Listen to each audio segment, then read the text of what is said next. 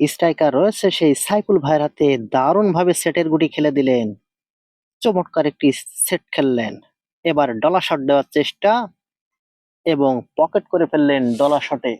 কি দারুণ দেখার মতো শট খেললেন। এবার রেড টি অ্যাটাক দিলেন এবং রেড টু তিনি পকেট করে ফেললেন। এবার কাভার দেওয়ার চেষ্টা, দারুণভাবে কাভার টু কমপ্লিট করে ফেললেন। চলছে 24 দলীয় ক্যারাম বোর্ড টুর্নামেন্ট, স্থান এসামতি বাজার, অভয়নগর, যশোর। বেনাপুল বনাম খুলনা, হাড্ডাহাড্ডি লড়াই। বেনাপুল 11 পয়েন্টে এগিয়ে আছে, আর 2 হিটের খেলা রয়েছে। যেহেতু 8 হিটের টুর্নামেন্ট, সুদীপ্ত দাদা এবং তার পার্টনার হচ্ছে খুলনার লড়াকু প্লেয়ার সাইফুল ভাই, প্রতিপক্ষ প্লেয়ার বেনাপুলের সেই ডাক্তার ইমরান ভাই এবং তার পার্টনার হচ্ছে রহিম ভাই।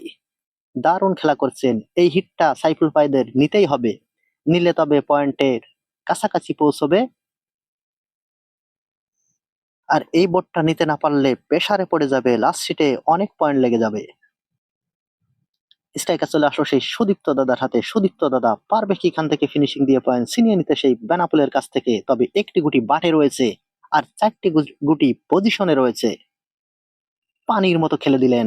আর 2টো গুটি রয়েছে, একটি গুটি বাটে রয়েছে।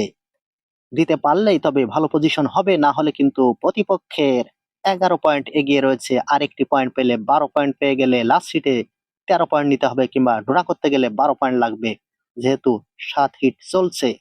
এবং ডাক্তার ভাই ফিনিশ